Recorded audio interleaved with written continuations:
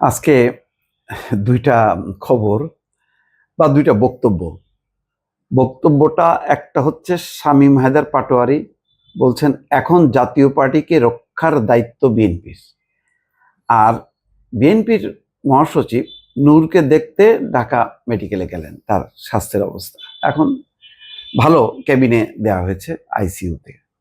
দেখেন দুইটা ঘটনার দুইটা দিক আছে। নূরের প্রতি যেমন সবার সহানুভূতি আছে, আবার জাতীয় পার্টির অফিসে হামলা এই পর্বটা এটা কিন্তু অনেকেই সমর্থন করেনি, এটা নিয়ে দ্বিধা বিভক্তি আছে। শামীম হায়দার পাটোয়ারিটার কথা খেয়াল করেন, সে তো বলতে পারতো যে এখন জাতীয় পার্টিকে রক্ষার দায়িত্ব নূরের, জাতীয় পার্টিকে রক্ষার দায়িত্ব এনসিপির, দায়িত্ব জামাতের, তা কিন্তু বলেনি, বিএনপির। কারণ বিএনপির পজিশন ইতিমধ্যে প্রকাশিত হয়েছে, তিনটা রাজনৈতিক দল গেছে সেখানে, সাংবাদিকদের কাছে বলেছে যে জাতীয় পার্টি নিষিদ্ধের এই দাবি বা এই প্রস্তাব বিএনপির না, বিএনপি এটা সমর্থন করে না। কোনো দলকে, শুধু জাতীয় পার্টি না, কোনো দলকেই নিষিদ্ধ করার রাজনীতিকে, সিদ্ধান্তকে সমর্থন করে না।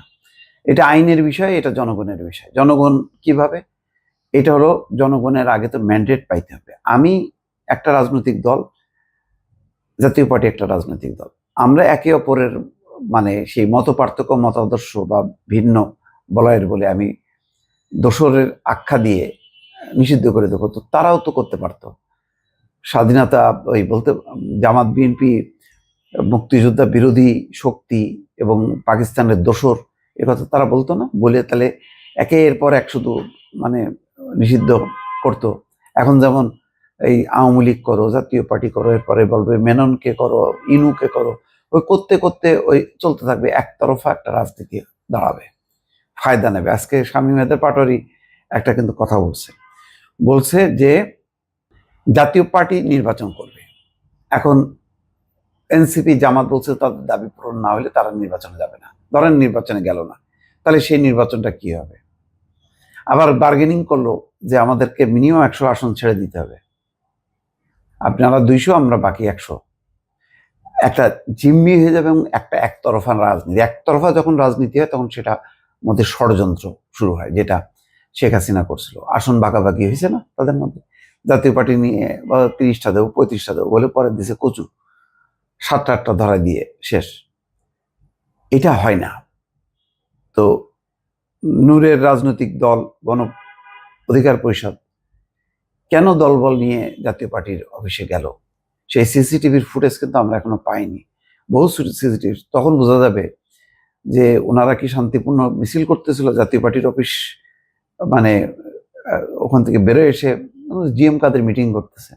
জাতীয় পার্টি কি ওই পজিশনে আছে সে এখন আক্রমণ করবে? সে আক্রান্ত হওয়া এখন দল এরা। তো যাকে ফুটেজটা হইলে আরো পরিষ্কার হবে। এই তদন্ত হয়েছে, তদন্ত, কিন্তু এই ঘটনাকে কেন্দ্র করে আবার নূরের উপরে যেই হামলা, যেই ধরনের লাঠিচার্জ, ভয়ঙ্কর।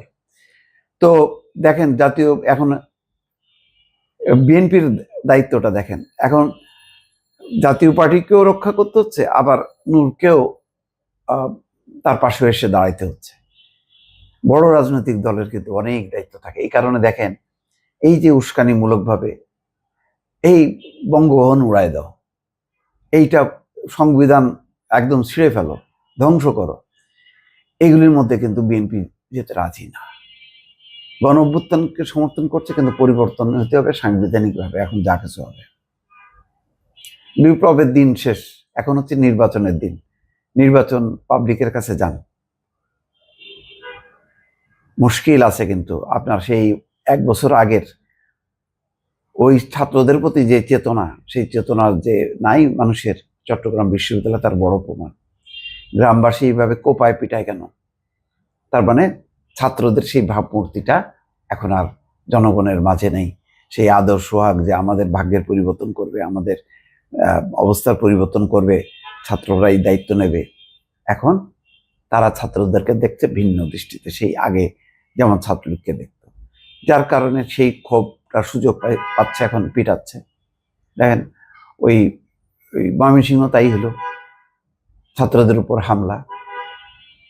পরিস্থিতি কঠিন এখন। এই কারণে বিএনপি এদিকে যেমন জাতীয় পার্টি নিষিদ্ধের ওটা ব্যাপারে ইউনূসকে তো চেপে ধরতে পারতো। 3 দল মিলে চলেন যে আমরা আজকে ইউনূসকে পরপর আপনিও বলবেন, আমরাও বলবো, সবাই মিলে এক জায়গায় বলবো যে কালকে মধ্যে নিষিদ্ধ না করলে আপনারা যমুনা ঘেরাও হবে। বলছে? বলাইনি।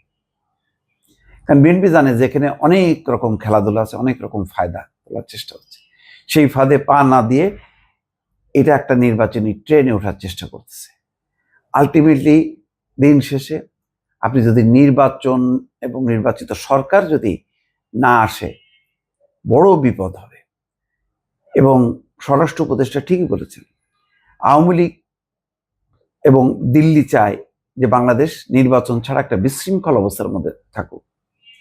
সুতরাং প্রাথমিকভাবে আপনি একটা সুষ্ঠু আবার নিরপেক্ষ নির্বাচন করেন, তারপর ভাই আপনি আপনার এজেন্ডা বাস্তবায়ন করেন। যদি আপনি জিততে নাও পারেন, ওই নির্বাচিত সরকারের উপর চাপ দেন, বলেন যে এটা মানতে হবে, এটা মানতে হবে, পাবলিক কে করেন। কিন্তু আপনি এখন এতে আপনি কি বানাইতে চান বাংলাদেশটারে? আমেরিকা, ইউরোপ, নাকি ইসলামিক ওই সৌদি আরব বানাইতে চান? কোনটা বানাইতে চান? এখানে তো ওই সৌদি দর্শনের মানে রাজনৈতিক দলও আছে, পশ্চিমা আছে, নানা পদের আছে। সব যার যার এজেন্ডা নিয়ে আমি বারবার বলি, তো পাবলিকের কাছে যান রে ভাই। যে আপনি করেন না, 6টা মাস অপেক্ষা করেন, করে পাবলিকের ম্যান্ডেট নিয়ে আপনি একদম উল্টাই পাল্টাই দেন না। সংবিধান ছিঁড়ে ছুটে বঙ্গভবন একদম বুলডোজার দিয়ে মিশাই দেন, অসুবিধা নেই তো। নির্বাচনটা হইতে দিচ্ছেন না কেন? যে নির্বাচনের জন্য এত হাহাকার 15টা বছর ধরে, ওটা বাদ দিয়ে এখন খুঁজে খুঁজে ওই মানে কি বলে কবর থেকে খুঁড়িয়ে নিয়ে আসতেছেন জাতীয় পার্টি। ওইটা শেষ হইলে আরেকটা, এরপরে আরেকটা, এই চলতে থাকবে নির্বাচন ছাড়াই। আর ওই দোসর খুঁজে খুঁজে, হ্যাঁ, আওয়ামী লীগের বিরুদ্ধে 15 বছর যারা বলতেছে তারাও হয়ে যাচ্ছে দোসর। ওই দোসর শেষ হবে না। যেমন 15 বছরও কিন্তু দোসর শেষ করতে পারে নাই আওয়ামী লীগ। দোসর শেষ হয়নি, শেষ দিন পর্যন্ত একেবারে শেষ বেলায় যখন মরে তখন ওই জামাতকে নিষিদ্ধ করে দিয়ে তারপরে মরছে। তাও শেষ হয়নি তাদের। কিছু হইলেই এই তো পাকিস্তানে পাঠায় দেয়, পাকিস্তানের চর, রাজাকারের শাবক, এইসবই তো বলা হয়তো। শেষ করতে পারছে? শেষ করতে পারেনি। শাবকের দল শেষ করতে পারেনি। এখন এই আবার সেই ওই শাবকরা আবার অন্য রূপে আবির্ভূত হয়ে শুধু খুঁজতেছে। আমি বললাম জাতীয় পার্টি কোথায় বিলীন হয়ে গেছে, তলায় গেছে। তলা নীতি উঠাই নিয়ে চলে আসতেছে। আপনি একা একাই খেলবেন, খাবেন দাবেন, ঘুরবেন, হ্যাঁ, অন্যদের কে করতে দেবেন না। ভোটের মাঠে আসেন। আওয়ামী লীগের কতখানি শেষ করছেন, আওয়ামী লীগের সুযোগ দেন না, দিয়ে দেখেন না যদি বুকের পাটা থাকে। অত সোজা শেষ করবেন, ধ্বংস করবেন। আপনি আপনার কোনো দেখাইতে পারছেন? ক্যারিসীমা দেখাইতে পারছেন? মব করতে করতে তো সারা দেশটার একদম মানে বিক্ষুব্ধ করে তুলছেন।